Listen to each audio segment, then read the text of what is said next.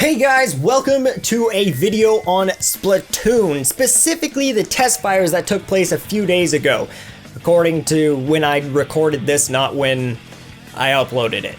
Now, there's a lot that I need to talk about, and I don't have much time to talk about it because these are unscripted, straight recording, and I only have 10 minutes to do these things, so let's get at it. Now, there's some stuff that I want to talk about Splatoon, and anyone watching this video, I'm assuming you know what Splatoon is and how it works. Now, some of the best things that I want to talk about Splatoon on how it works and its mechanics are basically the Inkling form. There's a lot that can be done with this form that people just haven't realized yet and just don't see. Now, the Inkling form is probably one of my favorite parts of this game. It adds a lot of diversity and a lot of things that change up the gameplay from other shooters, allowing you to quickly move in and out of battle or climb up walls or flank enemies or just escape in ninja-like ways and do some crazy stuff that other games just would not allow you to do. And it's something that I can't wait to explore more. Especially, like, there's already people coming up with crazy strategies of using the squid form, like jumping up into the air, shooting the ground, and going into squid form, and continuously doing this squid jump that allows you to get across the map like 20 times faster, or like 3 times faster than you normally would just walking.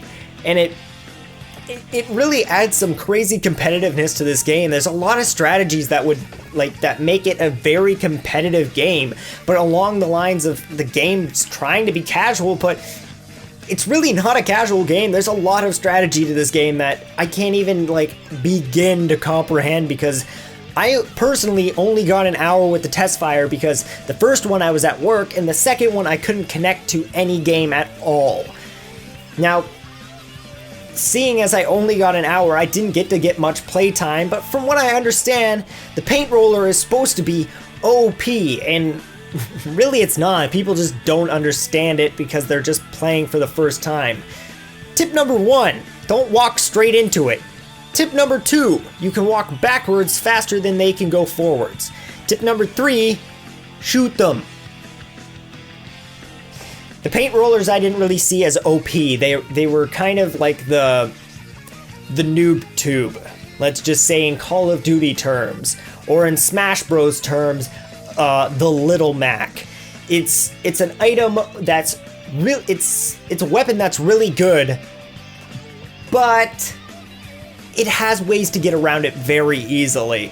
You can easily use the paint roller to cover a lot of ground and easily kill people who don't know what they're doing. But just like when it comes to Little Mac and noob tubes, if you know what you're doing, they have some pretty obvious flaws that you can exploit fairly easily.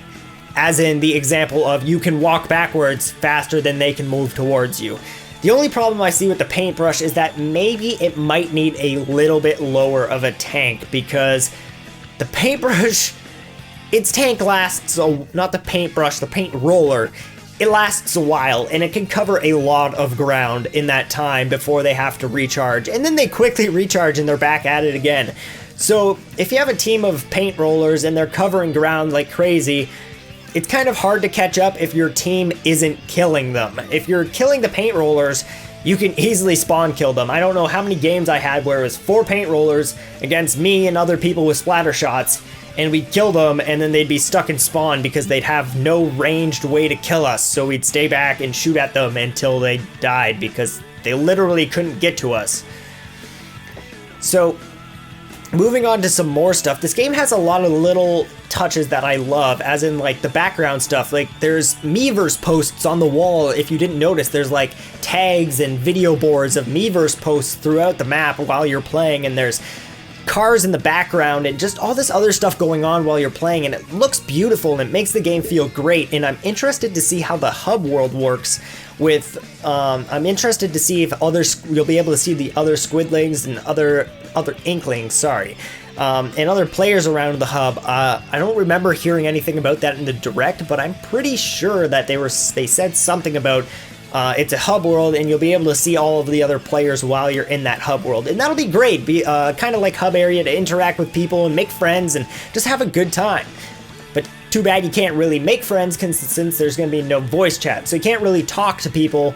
So you just kind of got to stand in front of them and wiggle around or something.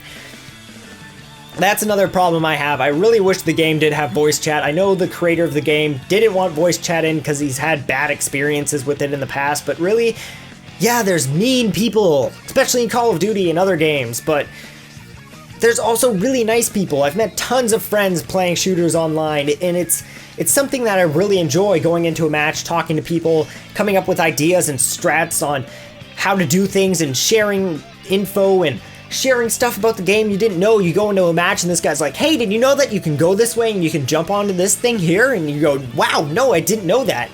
Like, there's little things like that when it comes to voice chat. It's stuff that really changes a game and kind of moves it forwards in a direction that just wouldn't normally happen. Now that I've kind of like gotten over the gameplay stuff, there is one thing I want to talk about, and that's the control scheme. A lot of people are kind of iffy on the control scheme. They don't like the gyro controls. And a lot of you don't know this. You can turn them off. There was an option in the demo to turn off gyro controls, along with changing your sensitivity and inverting your axis if that's what you wanted to do.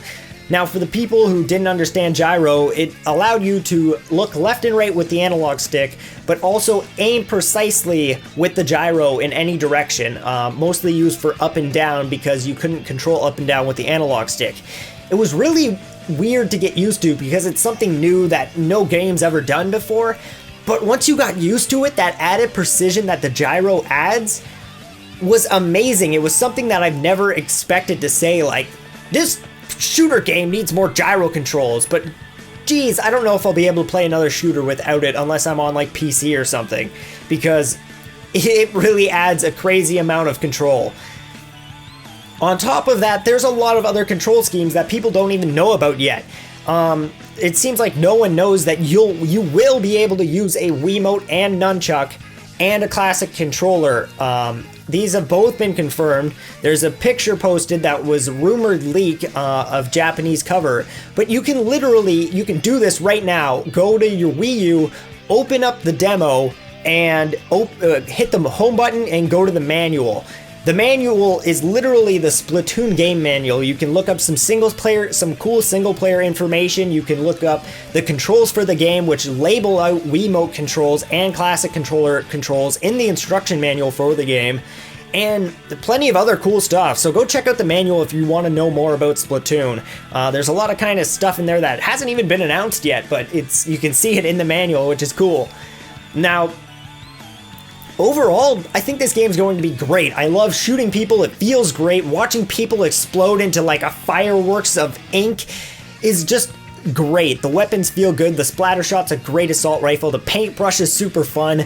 The Charger is a great sniper, and it's going to be one of the best guns when it comes to King of the Hill and other maps that are really dedicated on killing opponents and not on like covering the map in paint. The Charger will be great for stuff like that. It's a great gun for killing people. You can easily charge it up and one-shot anyone across the map. It's fantastic. I'm loving all of the guns. Yeah, thank God for editing.